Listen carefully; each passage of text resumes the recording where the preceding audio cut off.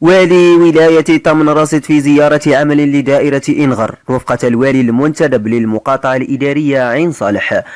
أشرف الولاة بإعطاء إشارة الانطلاق الفعلي لتشغيل شبكة توزيع الغاز الطبيعي لينتهي بذلك عهد قارورات الغاز التي أتعبت كاهل العائلات في إنغر. ليدشن الولاة بعد ذلك مشروع توصيل الكهرباء للمنطقة الفلاحية تغبارة وتشغيل مضخة جديدة لتوزيع المياه على البساتين، ليستمع بعد ذلك إلى بعض الانشغالات تخص القطاع الفلاحي التي ما زالت متعددة تحتاج إلى حل في أقرب الآجال.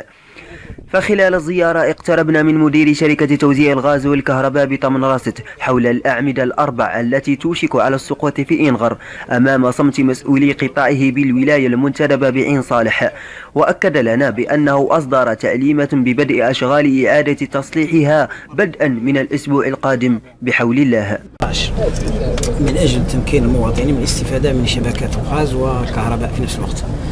اليوم كان لا ميزون سيرفيس نتاع شبكة الكهرباء ل 120 سكن، وبالنسبة للغاز ل 2000 يعني في 2000 سكن. بالنسبة للمحيطات الفلاحية الأمر يتعلق بتمكين الفلاحين من الاستفادة من الكهرباء الريفية، وهو ما يمكنهم من استغلال الآبار وبالتالي البدء بصورة فعلية في استغلال الأراضي التي منحت لهم منذ عدة سنوات. اليوم الحمد لله يعني السيد الوالي راه أشرف على العملية نتاع لا ميزون سيرفيس، وهذا مكسب.